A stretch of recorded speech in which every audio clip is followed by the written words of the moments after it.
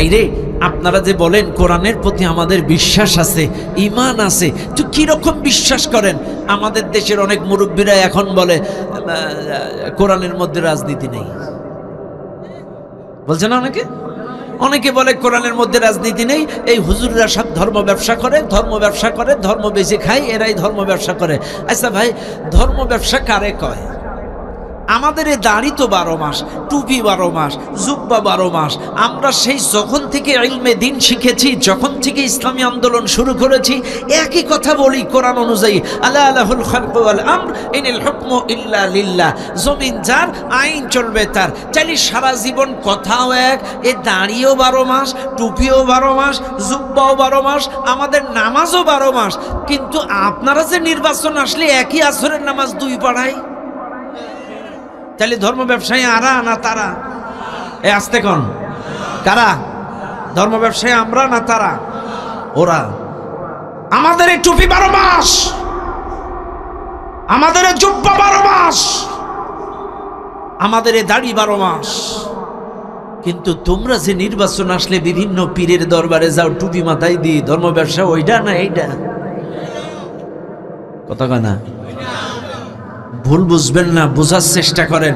এই যে নির্বাচন আসতেছে, দেখবেন অনেকেই বাবা শাহজালালের দরগা থেকেই শুরু করে। আরে বাবা শাহজালাল কি চেয়ার নিয়ে বসে আছে নাকি? কথা ঠিক না? আশ্চর্য হয়ে যাবেন। আমাদেরকে বলে আমরা নাকি ধর্ম ব্যবসায়ী, আর কোরআনের মধ্যে নাকি কোনো রাজনীতি নেই। এই কপাল পোড়া, কোরআন তো পড়তেই পারে না,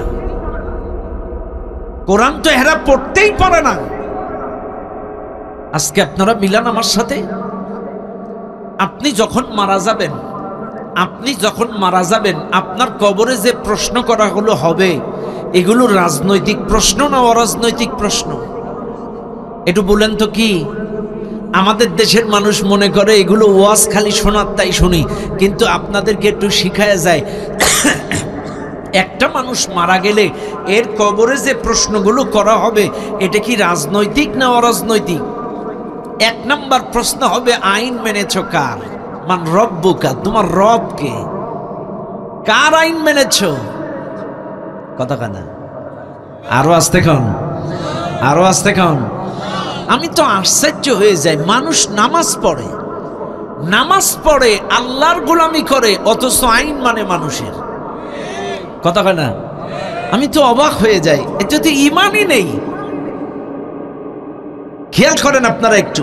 তাইলে প্রথম প্রশ্ন, তুমি আইন মেনেছ কার? 2 নাম্বার প্রশ্ন, মান দীনুকা, তোমার দল কি ছিল? কথা কন, আরো আসতে কন। ইন্নাদ দীনা ইনদাল্লাহিল ইসলাম। ইসলাম ছাড়া, ইসলামী জীবন ব্যবস্থা ছাড়া আল্লাহর কাছে কোনো কিছুই কবুল হবে না। তুমি বলেছো কোরআনে রাজনীতি নেই, কোরআনে ইসলামী রাজনীতি নেই, এটা নেই সেটা নেই, এরা হুজুররা ব্যবসা করে। তা তোমাকে যখন কবরে জিজ্ঞাসা করবে তোমার দিন কি, তখন তুমি কি বলবে? আওয়ামী লীগ, জাতীয় পার্টি, কি বলবে?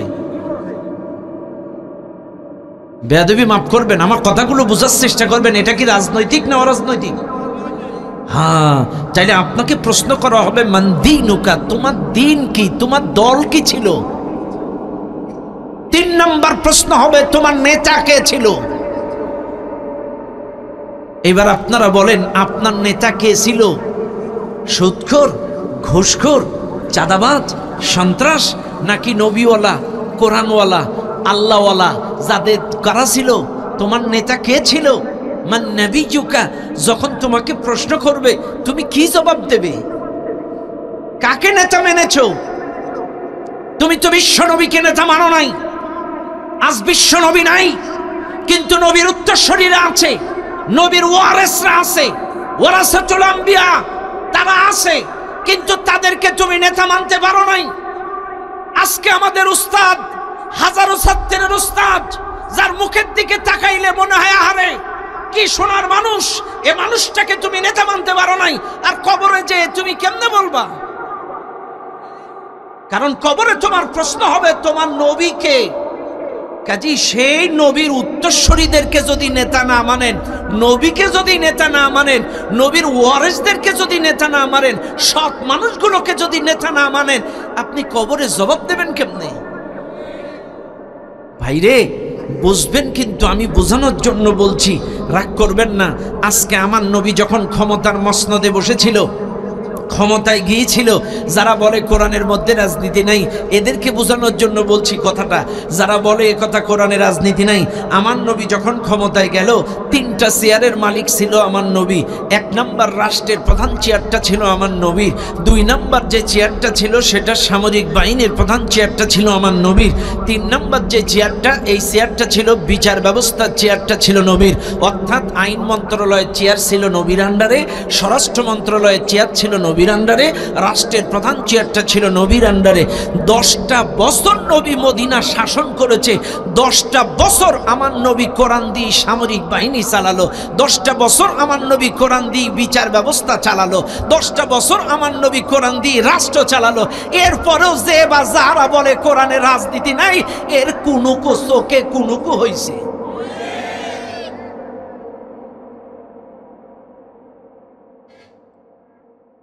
খারাপ লাগছে আপনাদের? আল্লাহু আলাম। আমি মুসলিম, আপনি মুসলিম, দলের মোহে পড়ে এমন কোন কথা বলবেন না আপনার ঈমান নষ্ট হয়ে যায়, আপনি কাফের হয়ে যান, এমন কোন শব্দ চয়ন করবেন না। এই যে বাগেরহাটের এক লিডার দেখলাম যে বলছে কোরআন ভাউতাবাজি, নাউজুবিল্লাহি মিন যালিক, আস্তাগফিরুল্লাহ। ক্ষমতার মোহে পড়ে আজকে স্বৈরা শাসক আর আপনাদের মধ্যে তফাৎ কোথায়? যদি আপনারাও একই কথা বলেন, শুনেন, স্পষ্ট ভাষায় বলিষ্ঠ কণ্ঠে আওয়াজ দিতে চায়, এটা বাংলাদেশ, গণতান্ত্রিক বাংলাদেশ। আপনি বিএনপি হতে পারেন, জাতীয় পার্টি হতে পারেন, জামাত ইসলাম হতে পারেন, চরমনায় হতে পারেন, তাবলীগ হতে পারেন, ফুরফুরা হতে পারেন। এই দেশে যে কোনো দল করা আপনার ব্যক্তিগত ব্যাপার, কিন্তু স্পষ্টভাবে শুনে নেন, স্বৈরা শাসক আওয়ামী লীগ 16টা বছর ইসলাম, মুসলিম, কোরআন, সুন্নাহ, ইসলামী আন্দোলনের বিরোধিতা করার কারণে, আলেম ওলামার বিরোধিতা করার কারণে এই বাংলাদেশের জনগণ তাদেরকে নিক্ষেপ করেছে ভারতের বুকে। কাজে আগামীতেও কেউ যদি ইসলাম আর কোরআন হাদিস নিয়ে টানাবানা করেন, আপনাদেরকে বঙ্গোপসাগরে নিক্ষেপ করবে, তা পরোয়া করবে না।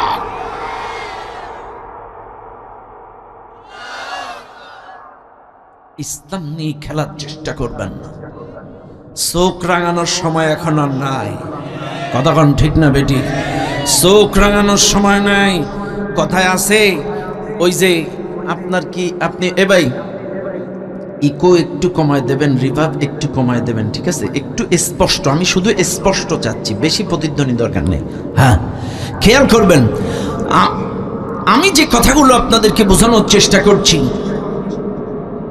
প্রত্যেকটা কথা একটু আমার সঙ্গে বোঝার চেষ্টা করবেন। ওই যে কথায় আছে না, ওই যে বাঘের সাথে বাস করে জঙ্গলে থেকে মানুষ 16টা বছরে রক্ত দিয়ে জেল খেটে জুলুম স্বীকার করে এই পর্যন্ত আসা মানুষ আমরা। কাজী এখনো যদি চোখ রাঙান, সেটা কিন্তু ভালো হবে না। কথাক্ষণ ঠিক না বেটি? কাজী আপনাদেরকে স্পষ্টভাবে বলি, কাজী ভুল বোঝাবুঝির কোনো সুযোগ নাই। ভুল বোঝাবুঝির কোনো সুযোগ আছে? সুযোগ নাই। কার সাথে ভুল বুঝবেন, কাদের সাথে ভুল বুঝবেন, কাদের সাথে গ্রুপিং করবেন, কাদের সাথে মারামারি করবেন, কাদের সাথে দলাদলি করবেন। আজকে একে গালি দিচ্ছেন, ওকে গালি দিচ্ছেন, একে কাদা ছুটছেন, ওকে কাদা ছুটছেন, কার ক্ষতি হচ্ছে? অন্যের জন্য গর্ত খুললে নিজেই গর্তই পড়তে হয়। অন্যের জন্য গর্ত খুললে নিজেই সেই গর্তে পড়তে হয়। বাবাজি, সবে কদরের রাতে এক ব্যক্তি দোয়া করছে, আল্লাহ, আমার বাড়ির পাশের লোকের একটা সাদা ঘোড়া আছে, বাড়ি গিয়ে যেন দেখি ঘোড়াটা মারা গেছে। ইমাম সাহেব তো এই দোয়া শুনে ফেলছে। ইমাম সাহেব বলছে, ভাই আপনি এটা কি দোয়া করলেন আজকে একটা ভালো রাত? বলছে, দেখেন আমি যে কেন দোয়া করলাম আপনি তো জানেন না। বলছে, কেন? বলছে, আমি তখন বিয়ে করিনি, খুব শখ ছিল ঘোড়ার পিঠে উঠে বিয়ে করতে যাব। আমার বাড়ির পাশের একটা লোকের সাদা ঘোড়া ছিল। আমি আরে বললাম, তুমি বিয়ের দিন 2-3 ঘন্টার জন্য ঘোড়াটা ধার দিবা, বিয়ে করে বরযাত্রী যাব, বিয়ে করে এসে তোমার ঘোড়াটা আবার রিটার্ন দেব। উনি রাজিও হয়েছিল। কিন্তু আমি যখন বরের সাজে সজ্জিত, সব কমপ্লিট, সব বরযাত্রী এসে গিয়েছে, বন্ধু বান্ধব আত্মীয় স্বজনের মধ্যে প্রচার কমপ্লিট, আমি যেই টাইমে বাইর হবো সেই টাইমে দেখি সে ঘোড়া আলাও বাড়ি নেই, ঘোড়াও বাড়ি নেই। Pastry sponsor. অবশেষে ভ্যানে উঠে বিয়ে করতে হলো। সেই থেকে অপেক্ষা করছিলাম যে হুজুরদের মুখে শুনেছি কদরের রাতে দোয়া কবুল হয়। আল্লাহ, এই জন্য আজ তো কদরের রাত, ওর ঘোড়াটা যেন মরে যায়। কিছুক্ষণের মধ্যে ওর ভাতিজা এসে বলছে, চাচা তোমার যে বাড়ি গাই গরু ছিল 10 কেজি করে দুধ দিত, গরুটা মারা গেছে। তখন এই লোক বলতেছে, আল্লাহ তুমি কি গাই আর ঘোড়া চেনো না? দোয়া করলাম কি আর হইলটা কি? গতকালকে আমাদের ছাত্র সংগঠনের ভাইরা বললো ওদের ঘাড়ে চাপায়া দাও। বলেন তো কাদের ঘাড়ে চেপেছে? আস্তে কন একটু, ও বাজি আস্তে কন। কাদের উপরে চাপছে? স্পষ্ট সাংবাদিক দেখেন, গোটা জাতি জেনে গেল। তাইলে আপনি যে কারোর জন্য বরদোয়া করবেন, গর্ত খুঁড়বেন, কথা ঠিক না বেঠিক? কাজে হিংসা বিদ্বেষ নয়, আসেন ভালোবাসা দিয়ে জয় করি। কথা কন ঠিক না বেঠিক? আদর্শ দিয়ে জয় করি। কথা বলেন ঠিক না বেঠিক? দুনিয়ার মুসলমানেরা, যে কথা আমি আপনাদের সামনে বলছিলাম মনে রাখবেন এই মাহফিলের জনগণ ও মুসলমানেরা। আল্লাহর কোরআনের প্রতি ঈমান, চাইলে কোরআনের প্রতি ঈমানটা কিছু আনবেন আর কিছু মানবেন না, এরকম সব মানা লাগবে, লাগবে লাগবে লাগবে, সব কিছু মানা লাগবে। ও মুসলমান, জিহাদের আয়াতটাও যে আল্লাহর, নামাজের আয়াতটাও সেই আল্লাহর, দিন কায়েমের আয়াতটাও যে আল্লাহর, হজের আয়াতটাও সেই আল্লাহর। চাইলে এই কোরআনের যতগুলো আয়াত আল্লাহ নাজিল করেছে প্রত্যেকটা আয়াতের প্রতি 100 বিশ্বাস আপনার আমার থাকা লাগবে। এরপরে আল্লাহর রসুলের প্রতি বিশ্বাস, ও রসুলি আল্লাহর রসুলের প্রতি বিশ্বাস স্থাপন করা লাগবে। শুনে নেন দুনিয়ার মানুষ, এই মাহফিলে যারা আছেন শুনে নেন ভালো করে, রসুলের প্রতি বিশ্বাসটা কাকে বলে? এদেশের মানুষ এরা মনে করে দাড়ি রাখলে রাসূলের প্রতি ঈমান, টুপি পরলে রাসূলের প্রতি ঈমান, পাঞ্জাবি পরলে রাসূলের প্রতি ঈমান। কিন্তু শুনে নেন, আজকে আমি আপনাদেরকে বলে যাই, আল্লাহর কোরআন বলেন আতিউল্লাহ ওয়া আতিউর রাসূল, মান ইউতিউর রাসূল ফাকাদ আতা আল্লাহ, কুল ইন কুনতুম তুহিব্বুনাল্লাহ ফাত্তাবিউনি ইউহিব্বুকুমুল্লাহ। আল্লাহ পাক বারবার বলেছেন ইত্তিবা ইত্তিবা ইত্তিবা, অনুসরণ অনুকরণ অনুকরণ অনুসরণ অনুকরণ অনুসরণ। শুনে নেন এই মাহফিলের জনগণ, এদেশের ম্যাক্সিমাম মানুষ সূরতে অনুসরণ করে কিন্তু সিরাতে নাই। সূরত মানে বাহ্যিক দাড়ি টুপি পাঞ্জাবি জুব্বা, কিন্তু সিরাত নাই। তাকান ম্যাক্সিমাম মুসলমানের দিকে তাকান, সূরত ঠিক আছে, দাড়ি ঠিক আছে, জুব্বা ঠিক আছে, পাঞ্জাবি ঠিক আছে, কিন্তু সিরাত ঠিক নাই, রাস্তা ঠিক নাই। রাস্তা কাকে বলে ও মুসলমান? একটা হলো সূরত, অর্থাৎ টুপি দাড়ি পাঞ্জাবি পাগড়ি, এটা রাসূলের মতো, এটা হলো সূরত। আর সিরাত হলো রাস্তা, সিরাত হলো পথ। কোন পথ? যেই পথে আমার নবী দিন কায়েমের আন্দোলন করলো, যেই পথে দ্বীনের দাওয়াত দিতে যে শিয়াবে আবি তালিবের জেলখানায় গেল, যেই পথে চলতে গিয়ে আমার নবী জন্মভূমি মক্কা ছেড়ে মদিনায় গেল, যেই পথে চলতে গিয়ে আমার নবী অহুদ বদর খন্দকে দাঁত ভেঙে রক্ত ঝরালো, যেই পথে চলতে গিয়ে আমার নবী চেয়ার পরিবর্তন করে সমতার এই কোরআনী শাসন প্রতিষ্ঠা করলো। আজকে শুনে নেন, এদেশের মানুষ খুব ভালো জানে সূরতের জন্য কারোর মার খাওয়া লাগে না, সূরতের জন্য কারোর জেলে যাওয়া লাগে না, সূরতের জন্য কারোর রক্ত দেওয়া লাগে না, সূরতের জন্য কারোর জীবন দেওয়া লাগে না, দাড়ির জন্য টুপির জন্য জুব্বার জন্য জেল খাটা লাগে না, বাড়ি ছাড়া লাগে না, ঘর ছাড়া লাগে না। কিন্তু যখন মানুষ আল্লাহর নবীর রাস্তায়, সিরাতের রাস্তায়, কোরআনের রাস্তায়, নবীর রাস্তায় যখন চলবে, অবশ্যই মায়ের খাওয়া লাগবে, বাড়ি ছাড়া লাগবে, ঘর ছাড়া লাগবে। 16 বছর প্রকৃত ইসলামী আন্দোলনের মানুষেরা বাড়িতে থাকতে পারে না। কথা বলেন ঠিক না বেঠে? দাড়ি রাখার অপরাধে কাউকে বাড়ি ছাড়া লাগে নাই, দাড়ি রাখার অপরাধে কারোর নামে 10টা মামলা হয় নাই, টুপি পরার কারণে কাউকে হিজরত করা লাগে নাই, এই দাড়ি টুপি জুব্বার জন্য কারোর জেল খাটা লাগে নাই। কিন্তু যে বা যারা রাসূলের রাস্তায় চলেছে, কোরআনের রাস্তায় চলেছে, হকের রাস্তায় চলেছে, তারাই বাড়িতে থাকতে পারে না।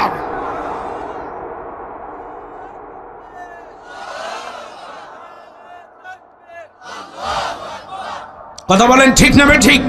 তাহলে মনে রাখবেন রাসূলের প্রতি ঈমান আনতে হবে। আরে আপনি শুধু কিছু কিছু আনবেন না, আল্লাহ তো বলেই দিয়েছে লাকাদ কানা লাকুম ফি রাসূলিল্লাহি উসওয়াতুন হাসানা। আল্লাহ পাক বলছেন অবশ্যই তোমাদের জন্য রাসূলুল্লাহর মধ্যেই রয়েছে উত্তম আদর্শ।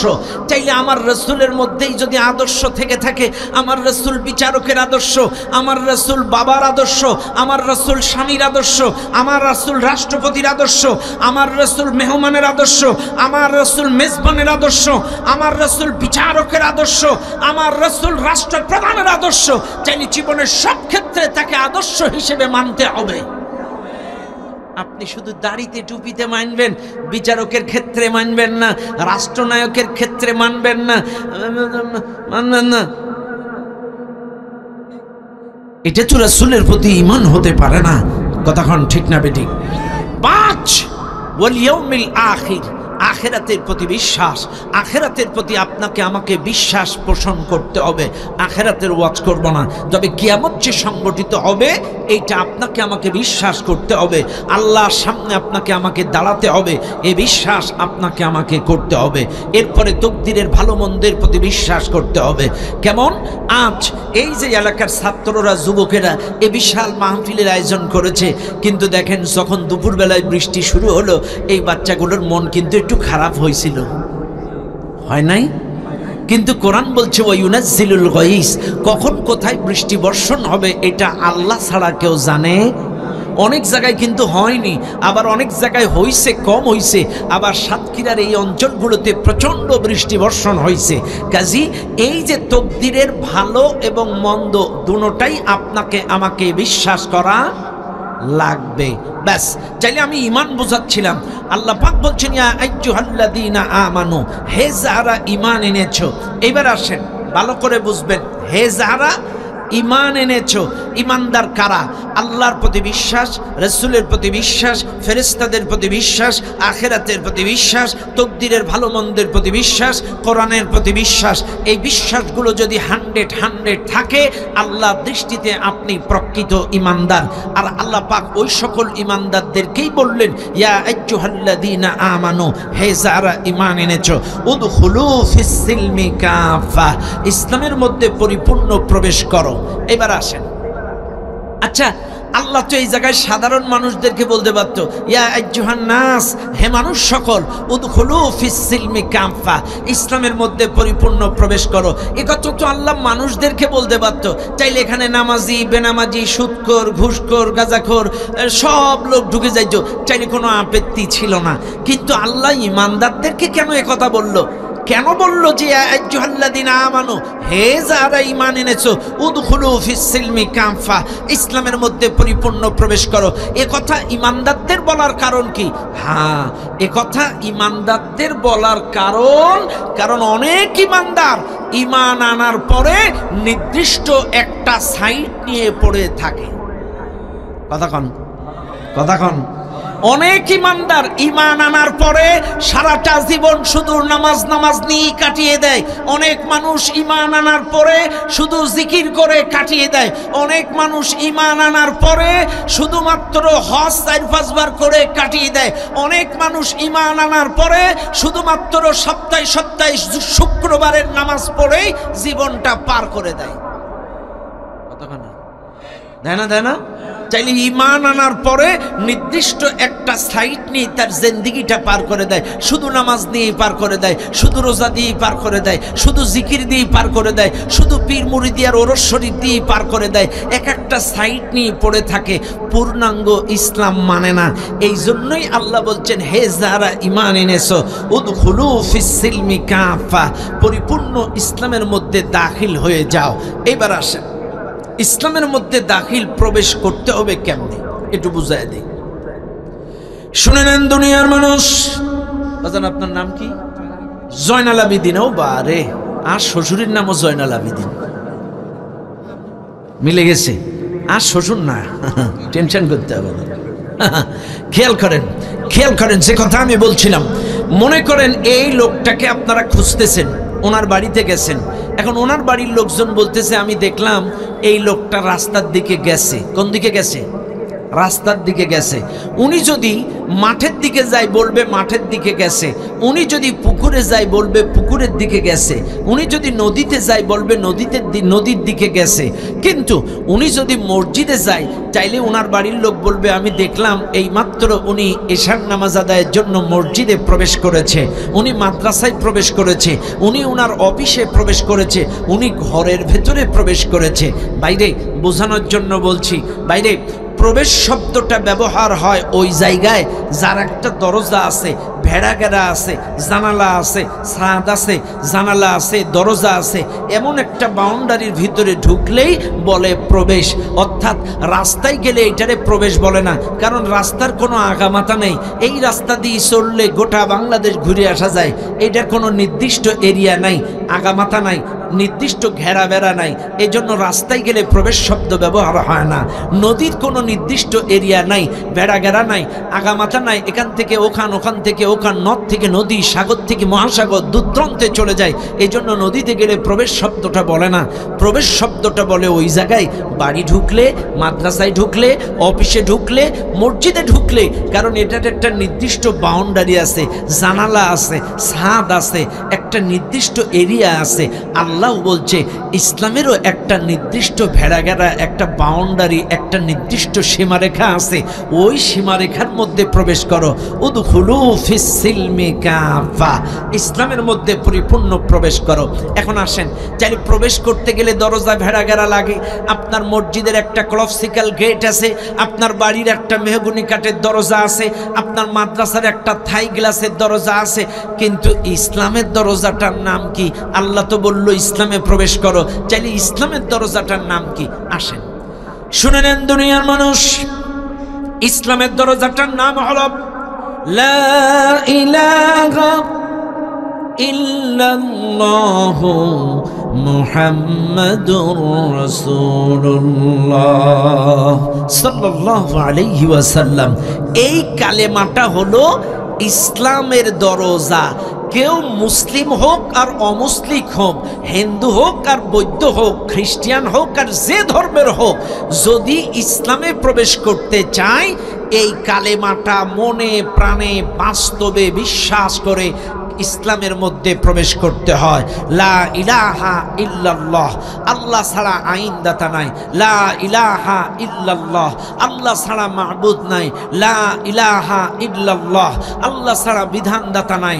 লা ইলাহা ইল্লাল্লাহ, আল্লাহ ছাড়া ইলাহ নাই। এই কালেমাটা মনে প্রাণে বাস্তবে প্র্যাকটিক্যালি বিশ্বাস করে ইসলামের মধ্যে প্রবেশ করতে হয়। এইবার আপনারা বুকে হাত দেন, আল্লাহ ছাড়া আইনদাতা নাই। ভালো করে খুঁজবেন, আল্লাহ ছাড়া কি নাই? আইনদাতা নাই।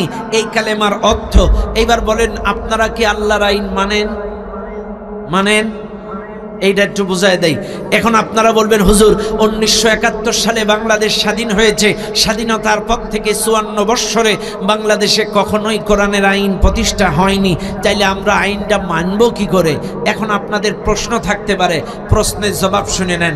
যেই দেশে আল্লাহর কোরআনের আইন আছে, যে দেশে কোরআনী শাসন প্রতিষ্ঠা আছে, ওই দেশে যদি কেউ ইসলাম কবুল করে, তাদের কাজ হবে কালেমা পড়ার সাথে সাথে আল্লাহর কোরআনী শাসন ব্যবস্থা মেনে নেওয়া, আল্লাহর আইন মেনে নেওয়া। ওই দেশের মুসলমানের কাজ হবে।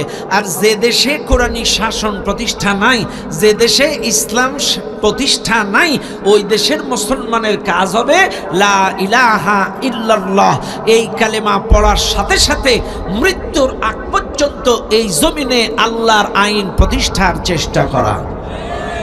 কথা ক্লিয়ার? ভালো করে বুঝবেন। আমি কিন্তু আবারও বলছি, কালেমা দিয়ে শুধু 5000 কালেমা পড়ে কারোর মৃত্যুবার্ষিকীতে দাওয়াত খেতে যাবেন, এর নাম মুসলমান না। কালেমা পড়ে জিকির করে মসজিদের দেওয়াল কাঁপাবেন, এর নাম মুসলমান না। কালেমা পড়ে শুধুমাত্র ওরস শরীফে খুঁটিতে উঠবেন, এর নাম মুসলমান না। কালেমাটা মনে প্রাণে বাস্তবে বিশ্বাস করতে হবে, লা ইলাহা ইল্লাল্লাহ, আল্লাহ ছাড়া আইনদাতা নাই, বিধানদাতা নাই, মাবুদ নাই। এইবার আপনারা বুকে হাত দিয়ে প্রশ্ন করেন, আপনি যে মসজিদে বলেন ইয়্যাকা না'বুদু ওয়া ইয়্যাকা নাস্তাঈন, তোমারই গোলামি করি, তোমারই সাহায্য চাই, এটার অর্থ কি? ইয়্যাকা না'বুদু, তোমারই গোলামি করি, তোমারই আইন মানি, তোমারই দাসত্ব করি, তোমারই সব মানি, এ কথা আপনি মসজিদে বললেন, অথচ মসজিদের বাইরে যে আইন মানছেন মানুষের। কতখানা আপনি মসজিদে কি বললেন? গোলামি করি কার? আইন মানি কার? মসজিদে কিন্তু আপনি ওয়াদা দিলেন, অথচ মসজিদের বাইরে এসে আপনি মানব রচিত আইন কায়েমের চেষ্টা করেন, মানব রচিত মতবাদ প্রতিষ্ঠার চেষ্টা করেন, মানব রচিত আইন আপনি মানেন, ওদের পিছনে ঘুরঘুর করেন। আল্লাহর আইন আল্লাহর জমিনে কায়েমের কোনো চেষ্টা, জজবা, তামান্না, মন মানসিকতা নাই। ইসলামী আন্দোলনের জন্য 10টা টাকা আপনি দেন নাই, একামতে দ্বীনের জন্য আপনি জান দেন নাই, মাল দেন নাই, সময় দেন নাই, কিচ্ছু দেন নাই। ভাইরে, আজকে শুনে নেন, আপনাদেরকে বলে যায়, এদেশের মানুষ মনে করে শুধু নামাজ রোজাটাই দিন, নামাজ রোজাটাই দিন, নামাজ রোজাটাই দিন। আজকে আপনাদেরকে বলে যায়, দিন কাকে বলে একটু খেয়াল করেন। কষ্ট পাচ্ছেন না তো আপনারা?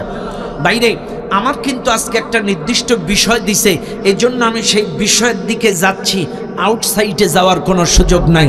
আমার আজকের আমার যে বিষয়টা হলো দিন কায়েমের গুরুত্ব।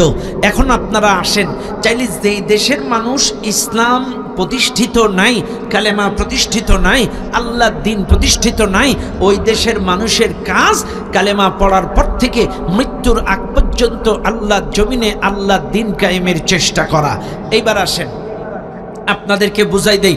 আপনি বলবেন, হুজুর একটু আগে বললেন কালেমা মানে আইন, আল্লাহ ছাড়া কোনো আইনদাতা নাই, এখন আপনি আবার দ্বীনে চলে গেলেন কেন? হ্যাঁ, এইবার আসেন, দ্বীনের একটা অর্থ হচ্ছে বিচার দিবস, দ্বীনের একটা অর্থ হচ্ছে একনিষ্ঠ ইবাদত, একটা অর্থ হচ্ছে আনুগত্য, একটা অর্থ হচ্ছে রাষ্ট্রীয় আইন। কি বলেন? রাষ্ট্রীয়, আরো জোরে বলেন, রাষ্ট্রীয় আইন, এটা দ্বীনের একটা অর্থ। আপনারা অনেকে হয়তো মনে করেন দিন মানে নামাজ, দিন মানে রোজা, দিন মানে হজ, দিন মানে জাকাত। আরে কপাল পোড়া মুসলমান, শুনে নেন, দিন মানে হচ্ছে জীবন ব্যবস্থা, দিন মানে আনুগত্যের বিধান, আনুগত্যের বিধান, জীবন ব্যবস্থা। শুনে নেন, এই মাহফিলে যারা আছেন একটু ব্রেন দিয়ে ভালো করে খাটান আপনারা। আল্লাহ পাক কিন্তু বলেই দিয়েছেন, আল ইয়াউমা আকমালতু লাকুম দীনাকুম। আল্লাহ পাক বলছেন, তোমাদের জন্য আনুগত্যের বিধানটাকে পরিপূর্ণ করে দিলাম। কেন পরিপূর্ণ করে দিলাম? কারণ তোমাদের অর্থনীতি, রাজনীতি, সমাজনীতি, সংস্কৃতি, শিক্ষানীতি, পরিবার নীতি কোনো জায়গায় যেন আর ইহুদি খ্রিস্টান বেজাতিদের সভ্যতা সংস্কৃতির অনুসরণ করা না লাগে, কাফেরদের জীবন ব্যবস্থার অনুসরণ করা না লাগে। আমি এই জন্যই তোমাদের জন্য দিনটাকে পরিপূর্ণ করে দিলাম, আনুগত্যের বিধানটাকে পরিপূর্ণ করে দিলাম, জীবন ব্যবস্থাটাকে পরিপূর্ণ করে দিলাম। শুনে নেন, এই মাহফিলে যারা আছেন একটা একটা করে খেয়াল করেন। আপনাদের হয়তো খারাপ লাগতে পারে, কারণ আমি কিন্তু কেচ্চা কাহিনী বলা বক্তা না। আমি আবারও বলছি, আমি কিন্তু কেচ্চা কাহিনী বলি না, যা বলি কোরআন হাদিস দিয়ে বলি। শোনেন, চাইলে দ্বীনের একটা অর্থ আনুগত্য করা, একটা অর্থ রাষ্ট্রীয় আইন, একটা অর্থ বিচার দিবস, প্রতিদান, প্রতিফল, আর একটা অর্থ হচ্ছে জীবন ব্যবস্থা। এইবার আসেন, এই মাহফিলে যারা আছেন অনেকেই আজকের বাংলাদেশে বলে, আরে দূর, তোমরা কি জিহাদ জিহাদ জিহাদ জিহাদ জিহাদ করো, আরে নামাজ পড়ো, সব লোক নামাজি হয়ে গেলে এ দেশে দিন কায়েম হয়ে যাবে। বলে না? বেয়াদবি মাফ করবেন। আরে ভাই, নামাজ কায়েম হলে দিন কায়েম হবে, এ কথা আপনাদের কে শিখালো? নামাজ কায়েম হলে দিন কায়েম হবে এ কথা ভুল। যদি দিন কায়েম হয়ে যায় সব কায়েম হয়ে যাবে, কিন্তু নামাজ কায়েম হয়ে গেলে পূর্ণাঙ্গ দিন কায়েম হবে না। নামাজ কায়েম হলেই যদি সব পরিবর্তন হতো, আমাকে শামীম ওসমানের কি পরিবর্তন হয়েছে? এ তো 72 রাকাত করে তাহাজ্জুদ পড়ছে। কথা কয় না? হ্যাঁ, 70-80 রাকাত তাহাজ্জুদ নামাজ পড়ছে, এক এক রাকাতে 3 সেজদা মারছে। কথা কয় না? মারছে না? এক এক রাকাতে 3 সেজদা মারছে। চাইলে নামাজ পড়লেই যদি পরিবর্তন হয়ে যাবে, স্বামী উসমানের পরিবর্তন হয়নি কেন? আচ্ছা, এটা বাদ দিলাম। আসেন তো আমাদের ম্যাডামের দিকে।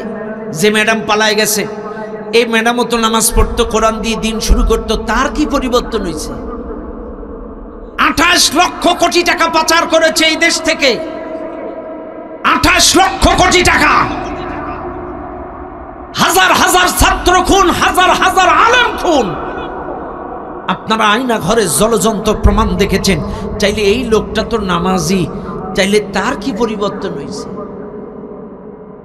এইবার আসেন আমাদের দরবেশের দিকে যাই। কি সুন্দর দাড়ি, 38,000 কোটি টাকা একাই ঝেড়ে দিয়েছে। চাইলে এর নামাজে কি পরিবর্তন হয়েছে? এসালন গ্রুপ 80,000 কোটি টাকা মেরে দিয়েছে। এসালন গ্রুপের যে মাসুদ, ইসলামী ব্যাংকের 80,000 কোটি টাকা মেরে দিয়েছে ও একাই। 80,000 কোটি টাকা সরাইয়া দিছে ইসলামী ব্যাংক থেকে, পরিকল্পিতভাবে ইসলামী ব্যাংকের অর্থ সরাইয়া দিছে। ভাইরে, নামাজ পড়লেই যদি সব কায়েম হয়ে যাবে, বাইতুল মুকাররমের মসজিদের যে খতিব সাহেব ছিল রুহুল আমিন সাহেব, ইনি কি নামাজি না বেনামাজি? তাইলে ওনার কি পরিবর্তন হয়েছে? এ কথা কন, ওনার কোনো পরিবর্তন হয়েছে? আমার কথা খোঁজ রাগ করবেন না আপনারা, আমার প্রত্যেকটা কথা বোঝার চেষ্টা করবেন। এ ভাই, আপনি তাকান সিরিয়ার দিকে তাকান। সিরিয়ার স্বৈরা শাসক বাশার আল আসাদ 24 বছর স্বৈরা শাসন চালানোর পরে পালায় গেছে। একটা মসজিদের ইমামও পালায়নি, খতিবও পালায়নি, বাস ও নিজে পালাই গেছে। আচ্ছা, আফগানিস্তানের দিকে তাকান। আফগানিস্তানের স্বৈরা শাসক আশরাফ আল গনি 20 বছর স্বৈরা শাসন চালানোর পর ও নিজস্ব ফ্লাইটে পালায় গেছে। আফগানিস্তানের কোনো ইমাম বা খতিব পালায়নি। আচ্ছা, বুঝলাম। এবার আসেন বাংলাদেশের দিকে আসি। বাংলাদেশের স্বৈরা শাসক খুনি হাসিনা পালায় গেছে, কিন্তু বাইতুল মুকাররমের ইমাম তুই পালালি কেন?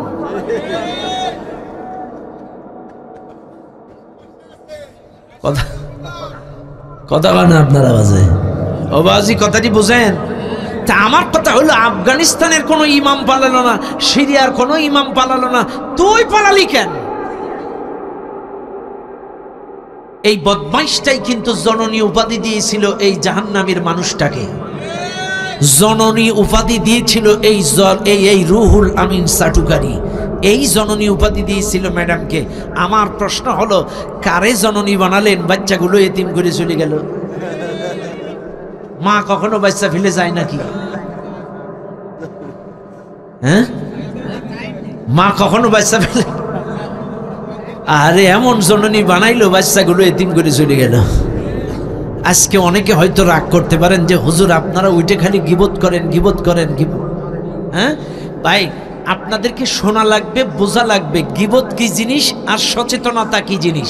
অনেকেই বলতে পারে সুশীল মুনাফেক যারা, ওরা চার দোকানে বসে এ দলের ও দলের 14 গোষ্ঠী উদ্ধার করে, ওগুলো গিবত না।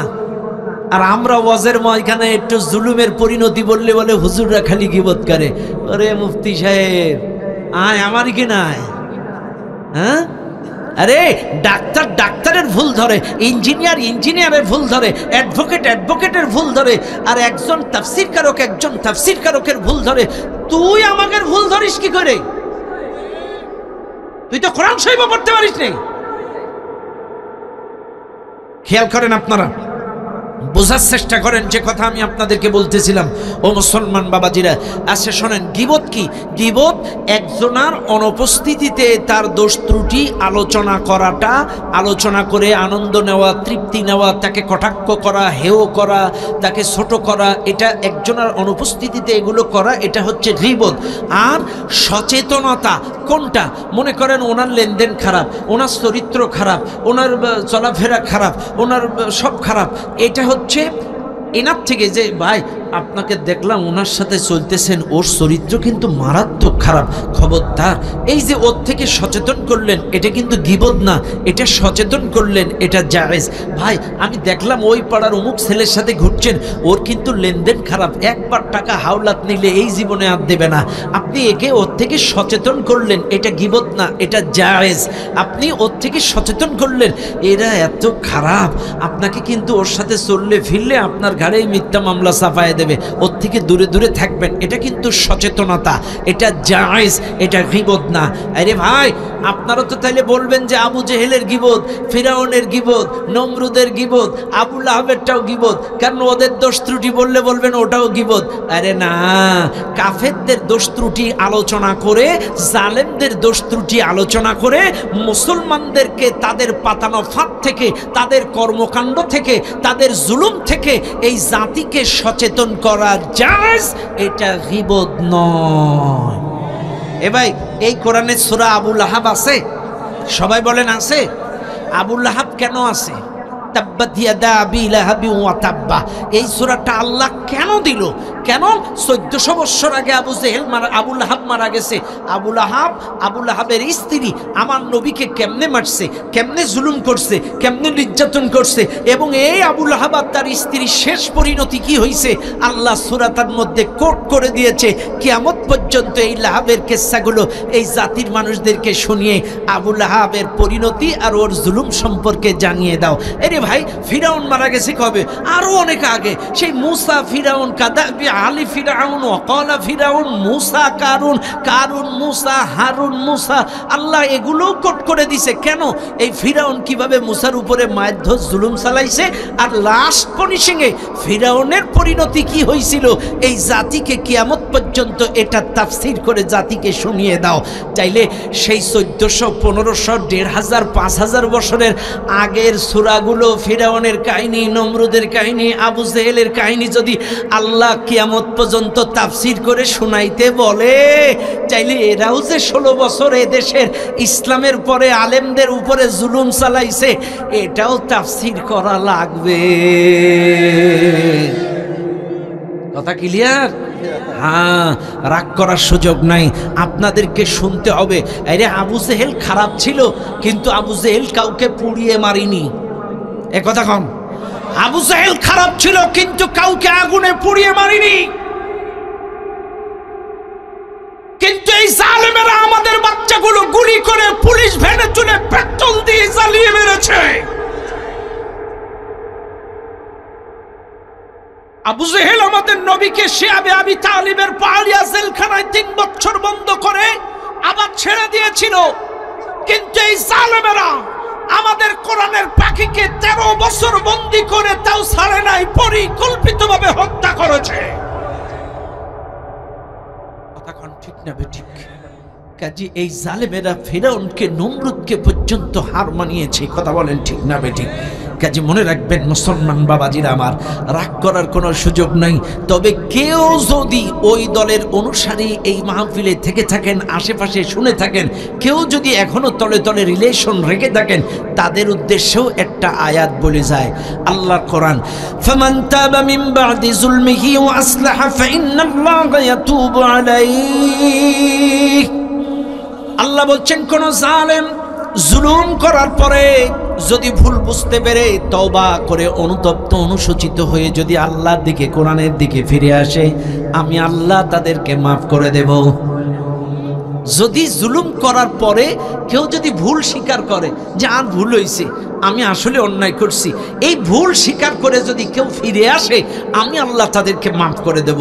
আর যদি তা না করে, তলে তলে ওদের সাথে লিঙ্ক রাখে, তলে তলে শান্ত দেশটাকে অশান্ত করার পায়তারা করে, আল্লাহর রাসূল বলছেন মান তাশাব্বাহা বিকওমিন ফাহুয়া মিনহুম, যার সাথে যার মহাব্বত তার সাথে তার কিয়ামত। 16 বছর ওরা যত খুন, যত গুম, যত দুর্নীতি, যত জুলুম, যত হত্যা, যা কিছু করেছে, ওই সমপরিমাণ দায়ভার নিয়ে আপনাকে ওদের সাথে কিয়ামতের ময়দানে আসামির কাতারে দাঁড়ানো লাগবে। আর যদি তওবা করে ফিরে আসেন, আল্লাহ আপনাকে মাফ করে দেবে।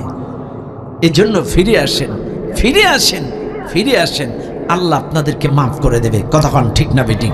বারা আমার চাইলে লক্ষ্য করুন, যে কথা আমি আপনাদেরকে বলছিলাম, চাইলে দ্বীনের একটা অর্থ হচ্ছে রাষ্ট্রীয় আইন, দ্বীনের একটা অর্থ হচ্ছে আনুগত্য, দ্বীনের একটা অর্থ হচ্ছে ইসলামী জীবন ব্যবস্থা। এই মাহফিলে যারা আছেন প্রত্যেকটা কথা একটু হৃদয়ের কান দিয়ে মনোযোগ দিয়ে শোনেন। আজকের দিন প্রতিষ্ঠা কেন আমরা বলি, কেন আমরা আজকে দিন কায়েমের কথা বলি, কেন আমরা আল্লাহর আইনের কথা বলি? আমি আবারও বলছি, দিনের অর্থ রাষ্ট্রীয় আইন, আর রাষ্ট্রীয় আইন প্রতিষ্ঠা করা আপনার আমার জন্য ফরজ।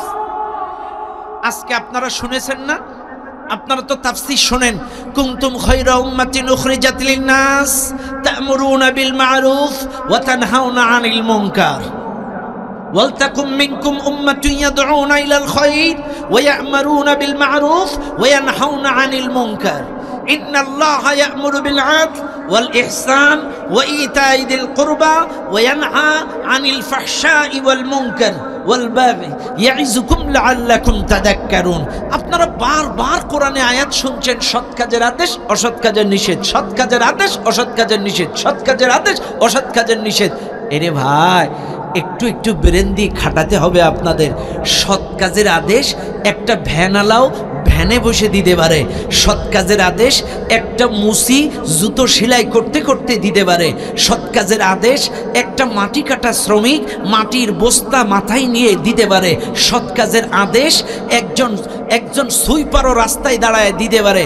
কিন্তু অসৎ কাজের নিষেধ যে কোনো জায়গা থেকে দিলে কাজ হয় না।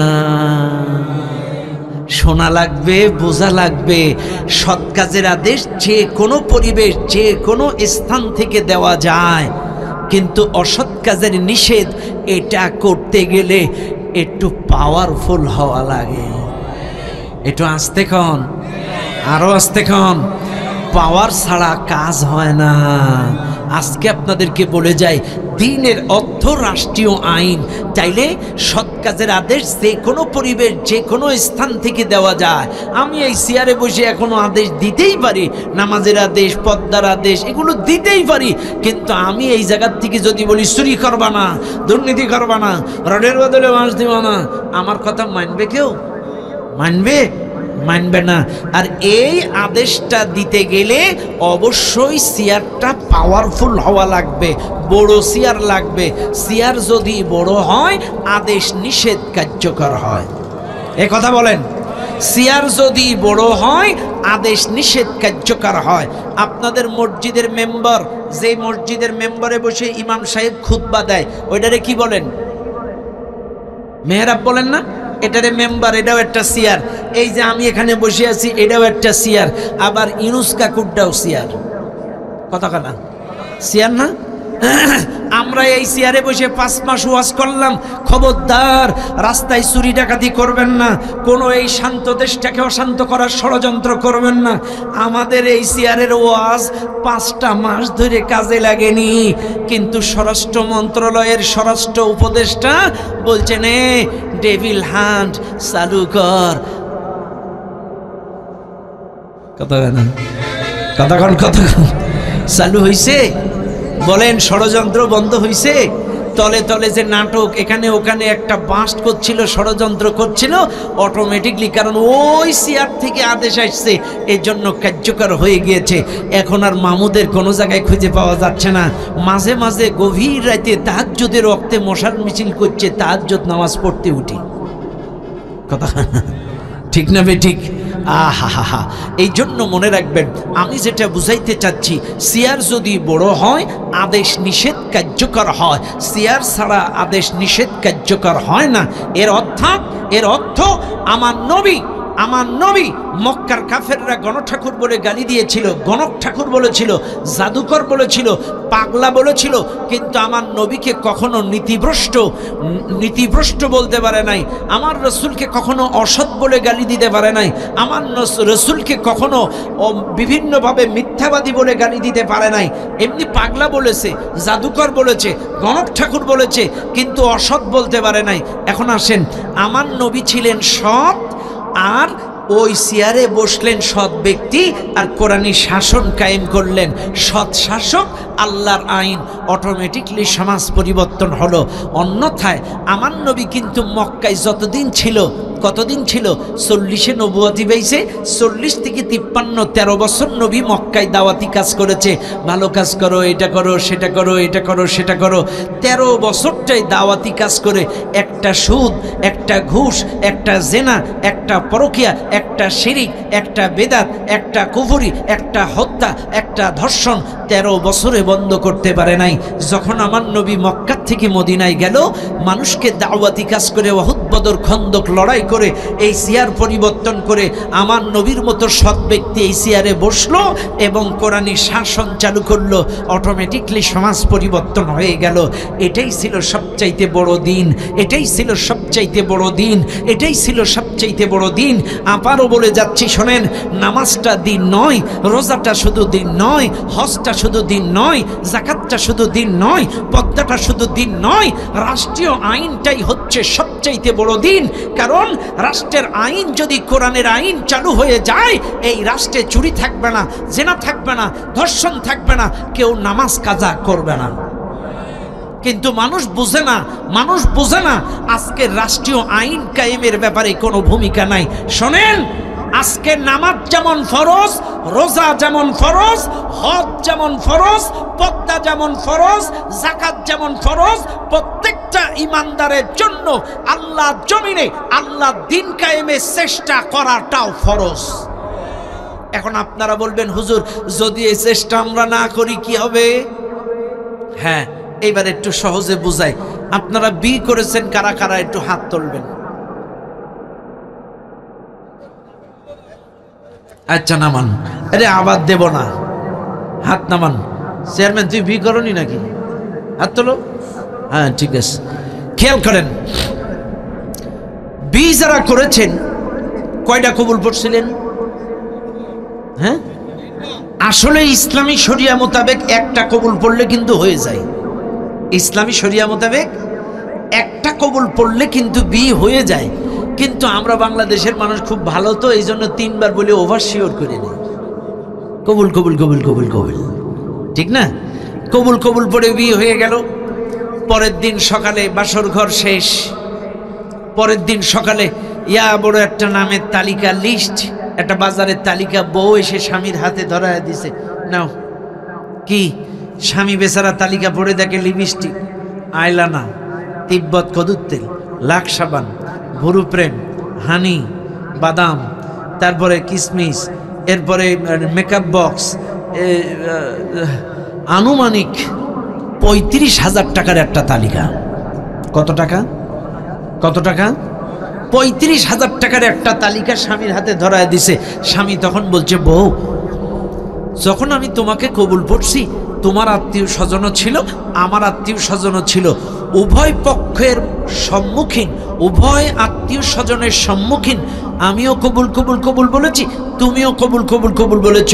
এই কবুলের মধ্যে এইগুলো দেওয়া লাগবে, এটা তো বলা ছিল না। বুঝেন না আপনারা? আমি যে তোমার আত্মীয় স্বজনের সামনে কবুল কবুল করে বিয়ে করলাম, এই যে এগুলো দেয়া লাগবে, এটা তো বলা ছিল না। আমি পাইতাম না। স্বামী বেচারা বাড়ির থেকে চলে গেছে। বিকালবেলায় এসে দেখে বউ বাড়ি নেই। টেলিফোন করছে, ও প্রিয়া তুমি কোথায়? তখন প্রিয়া বলছে, আমি আমার এক্স বয়ফ্রেন্ডের বাড়ি। তখন বলছে, এক্স বয়ফ্রেন্ডের বাড়ি কেন? তখন বলছে, দেখো, আজকের রাতটা আমার বন্ধুর বাড়ি, একই বিছানায়, একই খাটে, একই রুমে থাকবো, কাল আবার তোমার বাড়ি। স্বামী বেচারা তখন বলতেছে, দেখো, তুমি আমার জান, তুমি আমার টিয়া, তুমি আমার ময়না, তুমি আমার জাদু। তুমি কোনো বান্ধবীর বাড়ি 3 রাত থাকো, আর কোনো আপত্তি নেই, কিন্তু বন্ধুর বাড়ি একই বিছানায়, একই ঘরে রাত থাকবা, একই মেনে নেওয়া যায়? তখন স্ত্রী বলছে, দেখো, তুমিও আমাকে কবুল পড়েছো, আমিও তোমাকে কবুল পড়েছি। এই কবুলের মধ্যে, তোমার কবুলে যদি শাড়ি, সাবান, সোটা, তেল, এই ভরণ পোষণ যদি তোমার কবুলে না থাকে, তাইলে আমিও তোমাকে কবুল পড়ে বিয়ে করছি। রাত খালি তোমার বিছানায় থাকতে হবে, অন্য ঘরে যাওয়া যাবে না, আমার কবুলেও বলা নেই। কথা বোঝেন না আপনারা? তোমার কবুলে যদি তেল সাবান ভরণ পোষণ খাদ্য খাবার না থাকে তো আমার কবুলেও রাতখানি তোমার কাছে থাকতে হবে, এটাও বলা নেই। ও ভাই, যেদিন বিয়ে হয় দেখবেন মেয়ের হাতটা ছেলের হাতে দিয়ে বাবা বলে দেয় যে বাবা আমার মেয়েটা তোমার হাতে তুলে দিলাম, এরকম করে তুলে দেয়। এটার অর্থ কি? এটার অর্থ হলো যে এই মেয়েটাকে কবুল পড়ে হাতে হাত তুলে দেওয়ার অর্থ হলো এই মেয়েটা যতদিন বাঁচবে, ওই বউ যতদিন বাঁচবে, ওই স্ত্রীকে ততদিন ভরণ পোষণ খাদ্য খাবার সাবান তেল দিতে হবে। এটা কবুলের দায়িত্ব এবং কর্তব্য। এ কথা কন না কেন? একদিনের কবুলের ভেতরে মৃত্যুর আগ পর্যন্ত বউকে ভরণ পোষণ দিতে হবে, এটা কবুলের শর্ত।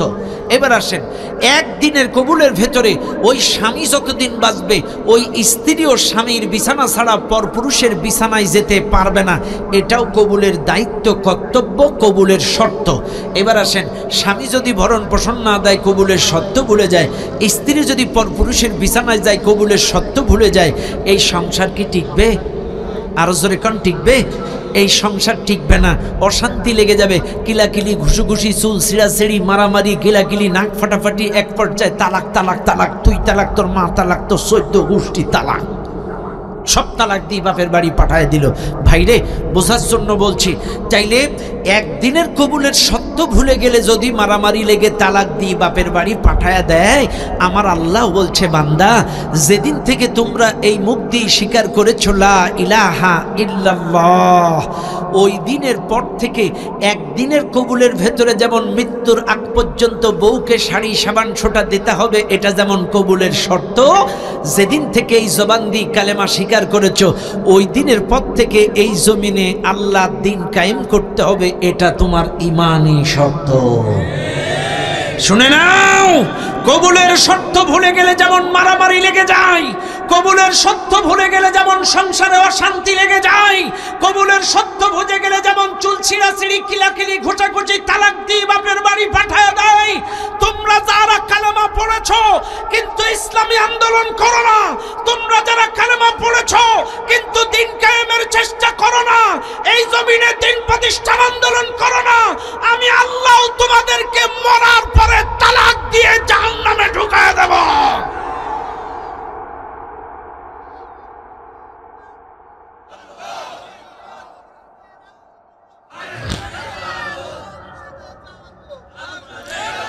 শুনেন, এর জন্য আপনারা দায়ী। কারণ যদি কবুলের সত্য ভুলে গেলে যদি সংসারে অশান্তি লাগে, আজকের এই 90% মুসলমানের দেশে আপনারা কালেমা পড়েছেন কিন্তু দিন কায়েমের আন্দোলন করেন না।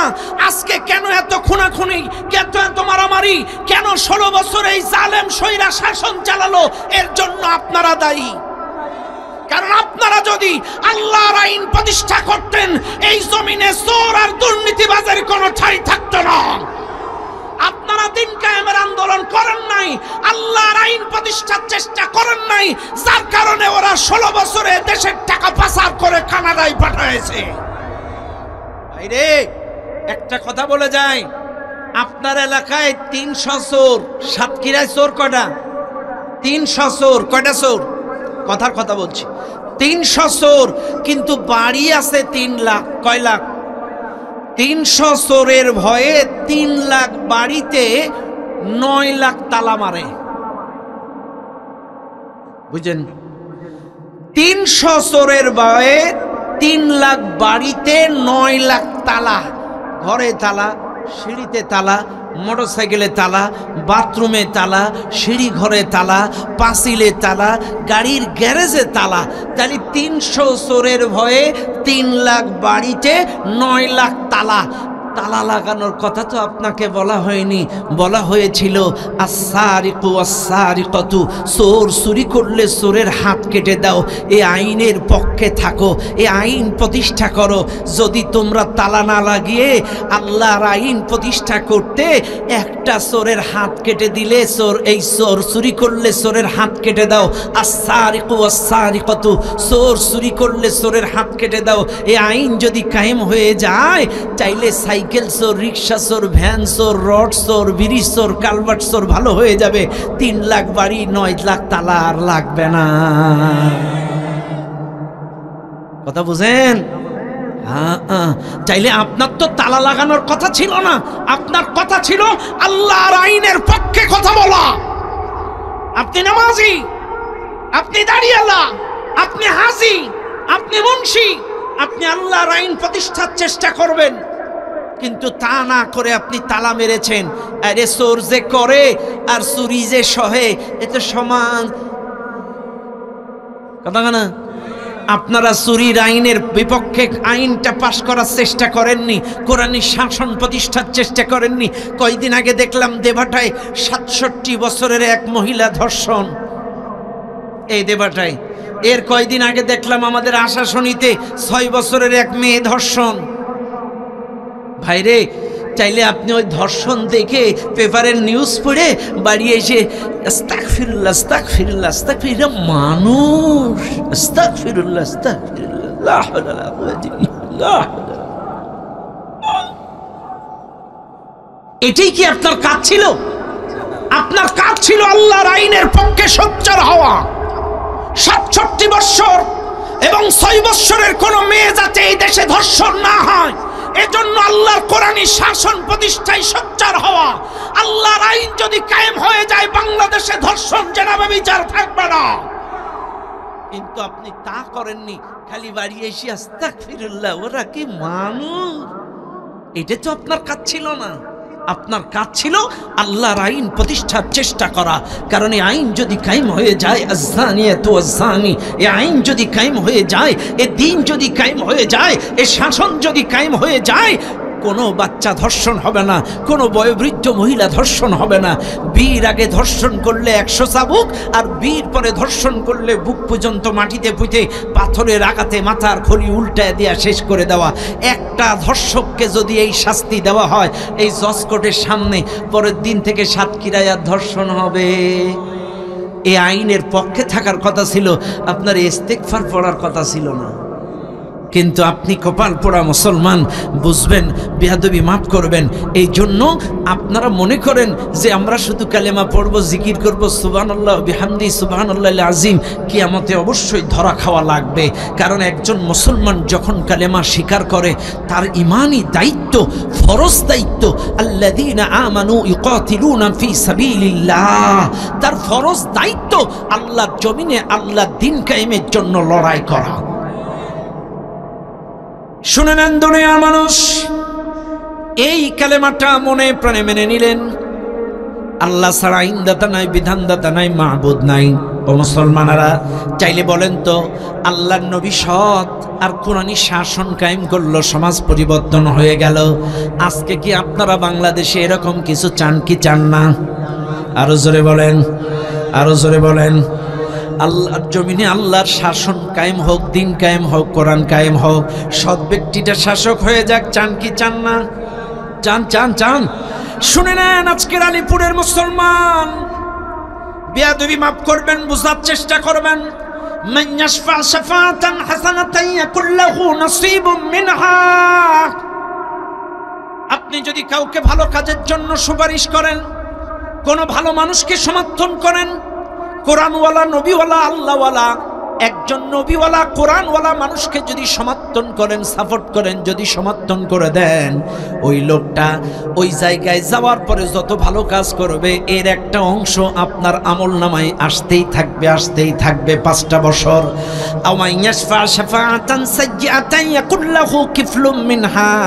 আর যদি কোনো খারাপ মানুষকে সমর্থন করেন, কোনো সন্ত্রাস, কোনো দুর্নীতিবাজ, কোনো লম্পট, কোনো মাতালকে যদি সাপোর্ট করেন, সমর্থন করেন, ওই লোকটা যত খারাপ কাজ করবে, এর একটা অংশ আপনার আমল নামায় জমা হবে। এখন আমার সাথে একটু জবাব দেন, আপনারা কি কোরআনের সাথে আছেন? সবাই বলেন আছেন?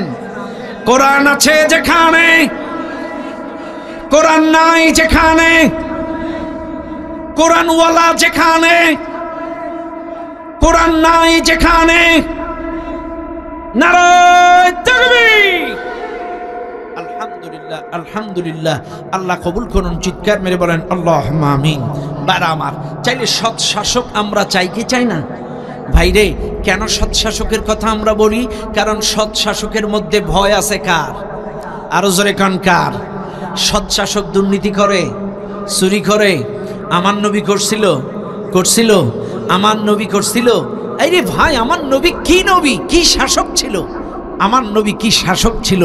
একবার আম্মা জান আয়েশা সিদ্দিকা রাদিয়াল্লাহু আনহা তিনি একবার বলতেছেন, হুজুর আপনি তো বিভিন্ন যুদ্ধের রাষ্ট্র কি বলে যুদ্ধের সেনাপতি থাকেন, নায়ক থাকেন, লিডার থাকেন, হুজুর আপনি তো ইচ্ছা করলে কিছুটা গনিমতের মাল বাড়িতে আনতে পারেন।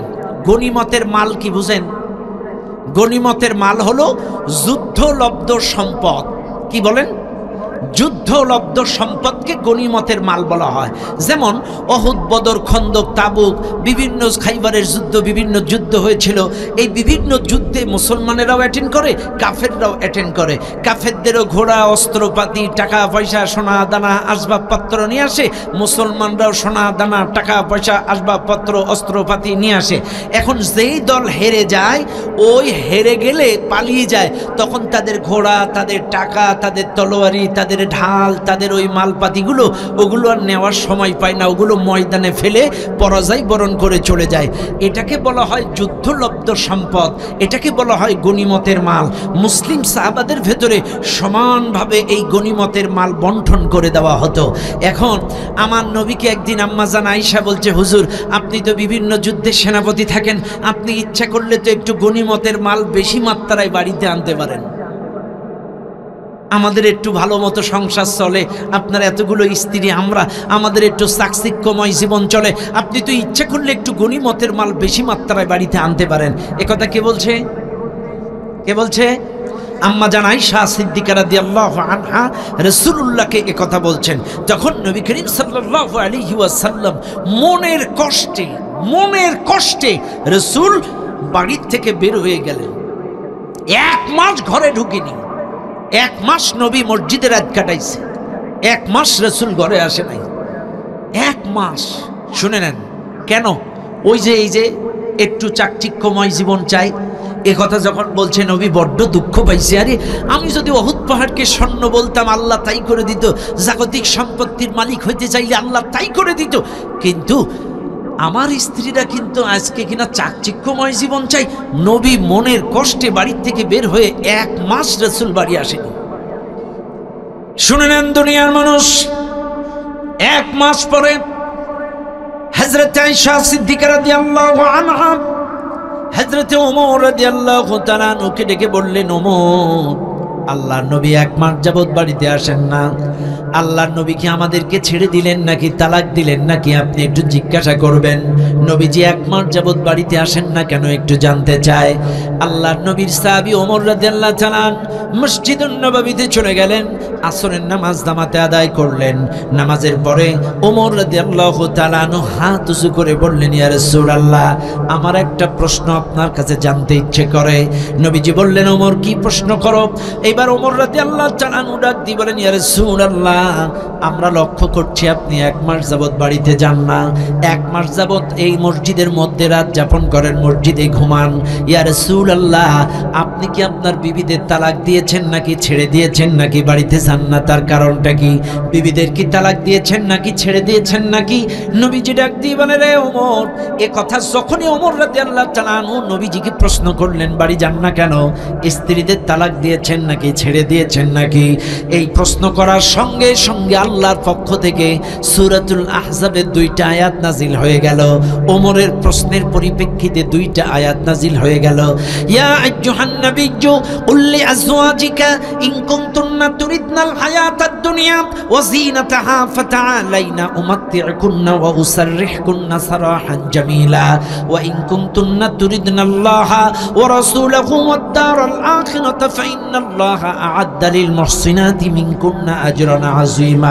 সূরাতুল আহজাবের 2টা আয়াত নাজিল হয়ে গেল। নবী আমার কোনো জবাব নাই, কোনো উত্তর নাই, সঙ্গে সঙ্গে মসজিদুন নববী থেকে ঘরে চলে গেলেন। ঘরে যেয়ে আল্লাহ পাকের নবী বলেন, আল্লাহ পাক বললেন, ইয়া আইয়ুহান নবী, হে নবী, কুল লিআজওয়াজিক আপনার স্ত্রীদেরকে ডেকে বলুন, আপনার স্ত্রীদেরকে ডাকেন, ফাতাআলাইনা উমাত্তি'কুন্না ওয়া উসাররিহকুন্না সারাহান জামিলা।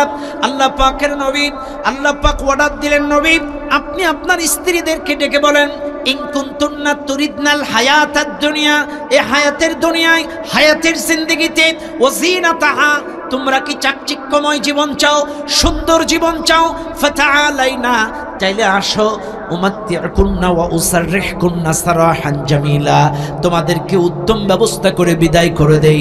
আর যদি তোমরা চাকচিক্যময় জীবন না চাও, যদি ওইরকম বিলাসিতা না চাও, ওয়া ইন কুনতুন্না তুরিদনাল্লাহ, যদি তোমরা আল্লাহকে চাও, ওয়া রাসূলা, রাসূলকে চাও, ওয়াদ দারাল আখিরাহ, আখিরাতকে যদি চাও, ফা ইন্নাল্লাহা আ'আদ্দা লিল মুহসিনাতি মিনকুন্না আজরান আযীমা, আল্লাহ তোমাদের জন্য কিয়ামতে মহা পুরস্কারের ব্যবস্থা করে রেখেছে। চিৎকার মেরে বলেন সুবহানাল্লাহ। ভাইরা আমার, মনে রাখবেন, চাইলে আমার রাসূল যুদ্ধলব্ধ সম্পদ একটু বাড়িতে আনতে বলছিল আয়েশা, কিন্তু রাসূল কিন্তু সেটা করেন নাই। মনের কষ্টে যে আমার স্ত্রীরা কিন্তু বিলাসিতা চায়, চাকচিক্যময় জীবন চায়, নবীজি কষ্টে, মনের কষ্টে মসজিদে রাত যাপন করেছিলেন। ভাইরা আমার, যে কথা আমি আপনাদেরকে বোঝাচ্ছিলাম, চাইলে কালেমাটা হচ্ছে ইসলামের দরজা। কালেমাটা কি সবাই বলেন? কেউ যদি ইসলামে প্রবেশ করতে চায়, আমি আবারও বলছি, কেউ যদি ইসলামে প্রবেশ করতে চায় পরিপূর্ণ, এই মাহফিলে যারা আছেন, আপনি মুসলিম হন আর হিন্দু হন আর খ্রিস্টান হন, মুখ দিয়ে খালি পড়লেই কিন্তু মুসলমান হওয়া যায় না।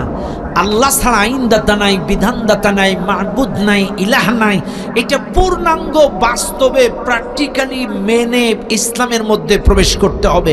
এটা ইসলামের দরজা।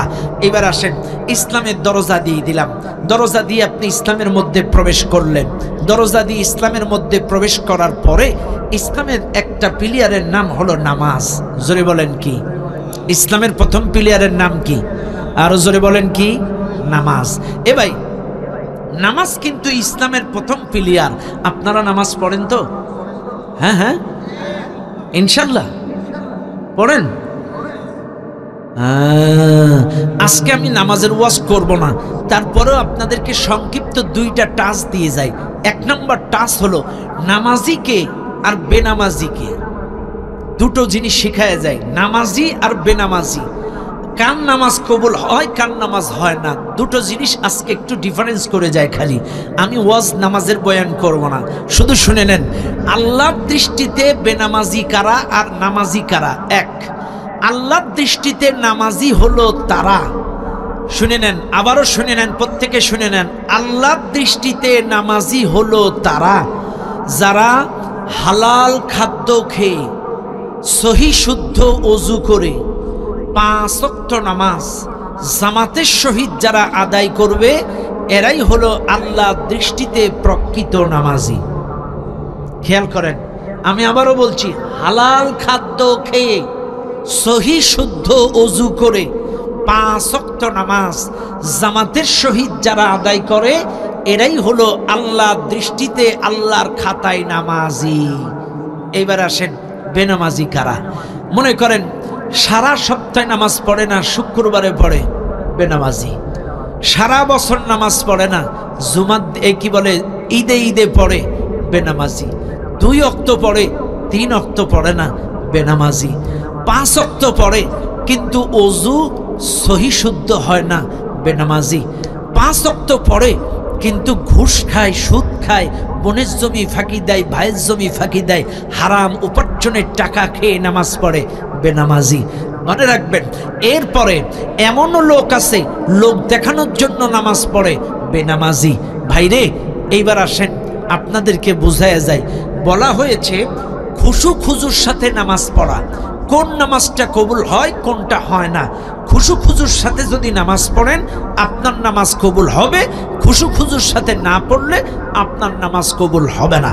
এইবার আসেন, খুশু কোনটা আর খুজু কোনটা? খুশু হলো আপনি যখন নামাজে দাঁড়াবেন, খেয়াল করেন, আপনি যখন নামাজে দাঁড়াবেন আপনার অন্তরটা আল্লাহর দিকে রজ্জু থাকবে, আল্লাহর দিকে রজ্জু থাকবে। আল্লাহ আমাকে দেখছে, আল্লাহর সামনে আমি দাঁড়িয়ে আছি, আমি আল্লাহকে দেখছি, আল্লাহ আমাকে দেখছে। আবারও শুনে নেন, খুশু আর খুজু, আপনারা অনেকে শুনেছেন খুশু খুজু খুশু খুজু খুশু খুজু, কিন্তু এইটার অর্থ কখনো বুঝেন নাই কোনটা খুশু আর কোনটা খুজু। খুশু হলো আপনার অন্তরটা আল্লাহর দিকে রজ্জু হবে। আল্লাহকে আপনি দেখছেন অথবা আল্লাহ আপনাকে দেখছে, আপনি আল্লাহকে দেখছেন অথবা আল্লাহ আপনাকে দেখছে, আপনি আল্লাহর সামনে দাঁড়িয়ে আছেন, আপনি নামাজে যা কিছু বলছেন আল্লাহকে প্রেজেন্ট রেখে সরাসরি আল্লাহর সামনে কথাগুলো উপস্থাপন করছেন। যেমন আল্লাহু আকবার, আল্লাহ তুমি মহান, তুমি বড়। সুবহানাকা আল্লাহুম্মা ওয়া বিহামদিকা ওয়া তাবারাকা ইসমুকা ওয়া তাআলা জাদ্দুকা ওয়া লা ইলাহা গায়রুক। আপনি আল্লাহর প্রশংসা আদায় করলেন, হামদ বললেন, এটা আল্লাহকে সরাসরি রিপ্রেজেন্ট রেখে বললেন। এরপরে আউযু বিল্লাহি মিনাশ শাইতানির রাজিম, দয়াময় আল্লাহ শয়তানের ওয়াসওয়াসা থেকে তোমার কাছে পানাহ চাই। এরপরে বিসমিল্লাহির রহমানির রহিম, আল্লাহ দয়াময় তোমার নামে শুরু করছি, দয়াময় আল্লাহর নামে শুরু করছি। এরপরে আলহামদুলিল্লাহি রাব্বিল আলামিন, সমস্ত প্রশংসা তোমার। এটাকে আল্লাহকে সরাসরি আপনি প্রেজেন্ট আল্লাহকে রেখে বলতেছেন, আল্লাহর দিকে অন্তরটাকে রজ্জু করেছেন, এটাই হচ্ছে খুশু। জীবনের সবগুলো সুবহান রাব্বিয়াল আ'লা, সুবহান রাব্বিয়াল আযীম, রব্বানা লাকাল হামদ, প্রত্যেকটা তাসবিহ আল্লাহকে সরাসরি বলতেছেন, এটা হচ্ছে খুশু, অন্তরটা আল্লাহর দিকে রাখা। আর খুজু হলো আপনার দেহটা, আপনার অঙ্গ প্রত্যঙ্গ আল্লাহর দিকে রাখা। যেমন আপনি নামাজে যখন দাঁড়াবেন, পা দুটো স্ট্রেট আল্লাহর দিকে, কেবলা পশ্চিম দিকে থাকবে, স্ট্রেট থাকবে, একটা এদিকে, একটা শ্যামনগরের দিকে, আর একটা হলো কি বলে যশোরের দিকে না, দোনোটাই ভোমরার দিকে থাকা লাগবে। কথা কানা, দোনোটাই পশ্চিম দিকে থাকা লাগবে, একদম স্ট্রেট পশ্চিম দিকে থাকা লাগবে, আপনার বডিটা পশ্চিম দিকে থাকা লাগবে। যখন নামাজ শুরু করবেন এই দুটো হাত স্ট্রেট থাকা লাগবে। আল্লাহু আকবার। আপনি এই যে মশা কামড়াইলে দেখবেন অনেক সময় পায়টায় মাঠে, এই যে আপনি মশা মারতে গেলেন, আপনার বডিটা ঘুরে গেল, আল্লাহর থেকে আপনার বডিটা ঘুরে গেল, এটা কিন্তু খুজু নষ্ট হয়ে গেল না। খুশু খুজু, খুশু তো অন্তরটাকে রজ্জু করা, আর খুজু হচ্ছে আপনার অঙ্গ প্রত্যঙ্গ দেহটাকে আল্লাহর দিকে, একদম আল্লাহর দিকে স্ট্রেট করা। এই দুটো জিনিস যদি ঠিক থাকে, হালাল খাদ্য যদি হয়, সহি শুদ্ধ ওযু যদি হয়, ৫ ওয়াক্ত নামাজ যদি জামাতে হয়, আল্লাহ দৃষ্টিতে আপনারা নামাজি। এটার অনেক ব্যাখ্যা বিশ্লেষণ ছিল, নামাজ পড়লে কি না পড়লে কি, এটার ব্যাখ্যার সময় নাই। চাইলে একটা হচ্ছে নামাজ। এবার আসেন দ্বিতীয়টা হলো রোজা। ইসলামের প্রথম দরজাটার নাম কালেমা, একটা পিলিয়ার নামাজ, একটার নাম রোজা। এই যে ভাই রোজা, সামনে রমাদান মাস আসছে না, as-sawm মানে কি বিরত থাকা, কি সুবে সাদেক থেকে সন্ধ্যা পর্যন্ত স্ত্রী সঙ্গম, খানা ফেনা সব কিছু থেকে বিরত থাকা, এটাকে বলা হয় as-sawm। এই মাহফিলে যারা আছেন, সামনে কিন্তু রমজান মাস, শুনে নেন, আপনাদেরকে বলছি ভাইরে, রমজান মাস বরকতের মাস, রমজান মাস রহমতের মাস, হেলাই ফেলাই কাটাবেন না। এটার অনেক ব্যাখ্যা বিশ্লেষণ, কিন্তু রাত বেশি হওয়াতে আমি ব্যাখ্যা বিশ্লেষণে যাইতে পারছি না বাইরে। চাইলে একটা পিলিয়ার রোজা, একটা পিলিয়ার হজ, একটা পিলিয়ার জাকাত, সংক্ষেপে মেরে দিলাম। তাহলে প্রথম দিলাম দরজা, একটা দিলাম পিলিয়ার, 4 কোনায় 4টে পিলিয়ার দিলাম। বলেন তো ঘর হয়েছে না? হয়েছে? এই যে প্যান্ডেল একটা বানাইছেন, এখানে বউ বাচ্চা নিয়ে থাকতে পারবেন? দেয়াল লাগবে না, ছাদ লাগবে না, জানালা লাগবে না, দরজা লাগবে না। হ্যাঁ বুঝলেন, কারণ নিরাপত্তা নাই। আপনার 4 কোনায় 4টা পিলিয়ার আর একটা দরজা দিলে ওই ঘরে বউ বাচ্চা সোনাদানা টাকা পয়সা নিয়ে থাকা যায় না, নিরাপত্তা নাই। এটা পূর্ণাঙ্গ ঘর বলা হয় না। এটা যেমন বাস্তব, এটাও বাস্তব। শুধুমাত্র কালেমা, নামাজ, রোজা, হজ, যাকাত দিয়ে পরিপূর্ণ ইসলাম মানা হয় না। কথা ক্লিয়ার? এবার আসেন, চাইলে পরিপূর্ণ ইসলাম কি? চাইলে 4 কোনায় পিলিয়ার একটা দরজা দিলাম। 1 নাম্বার ইসলামের দেওয়ালের নাম পরিবার নীতি, ইসলামের 2 নাম্বার দেয়ালের নাম রাজনীতি, ইসলামের 3 নাম্বার দেয়ালের নাম হচ্ছে সংস্কৃতি, ইসলামের 4র্থ নাম্বার দেওয়ালের নাম হচ্ছে অর্থনীতি। এইবার আসেন, আপনাদেরকে একটু বুঝাই দেই। 1 নাম্বার দেওয়াল হচ্ছে পরিবার নীতি। পরিবারটা কি? পরিবারটা বউ বাচ্চা, মা বাবা, সন্তানাদিদেরকে নিয়েই পরিবার। এখন আপনারা ইসলামী আন্দোলন করেন, আপনি নামাজ পড়েন, আপনি ইসলামী আন্দোলন করেন, কিন্তু আপনার বউটা পড়ে না, আপনার বউ তালিম জানে না, আপনার বউ পর্দা জানে না, আপনার মেয়ে পর্দা জানে না, আপনার ছেলে ইসলাম আন্দোলন বুঝে না। শোনেন, ইসলাম শুধু নিজে মানলে চলবে না, নিজের পরিবারকেও মানাতে হবে, নিজের পরিবারকেও শরীয়তের বিধিবিধান মোতাবেক চালাতে হবে। ও ভাই, আবারও বলছি, ইয়া আইয়ুহাল্লাযীনা আমানু কু আনফুসাকুম আনফুসাকুম ওয়া আহলিকুম নারা, হে ইমানদারগণ নিজেরা জাহান্নামের আগুন থেকে বাঁচো, আহাল পরিবার পরিজনদেরকেও বাঁচাও। চাইলে নিজে নামাজ পড়লে চলবে না, পরিবারের সদস্যদেরকেও নামাজ পড়াতে হবে। নিজে ইসলামী আন্দোলন করলে চলবে না, নিজের পরিবারের সদস্যদেরকেও ইসলামী আন্দোলন করাতে হবে, তাদেরকেও দারসুল কোরআন পড়াতে হবে, দারসুল হাদিস শোনাতে হবে, তাদেরকেও তালিম দিতে হবে, তাদেরকেও বোঝাতে হবে। কারণ আমার রসুল একা ইসলামী আন্দোলন করেনি, আমার রসুল একা দিন কায়েমের আন্দোলন করেনি, আমার রসুল তার বিবিদেরকে উত্তম ট্রেনিংয়ের মাধ্যমে পাড়া মহল্লায় গ্রামে গঞ্জে মহিলাদের মধ্যেও একামতে দ্বীনের কাজে, দিন প্রচারের কাজে লাগায় দিত। কাজে আমার রসুল কিন্তু একা দিন প্রচার করেনি, রসুল দিন প্রচার করেছে পুরুষের ভিতরে, নবীর বিবিরা দিন প্রচার করেছে নারীদের ভিতরে। কাজে আমাদের বিবি আমাদের মেয়েদেরকেও উত্তম ট্রেনিং দিয়ে তাদেরকেও সেই মাফিক গঠন করে নারীদের ভিতরে দিন প্রচারের কাজে লাগায় দিতে হবে।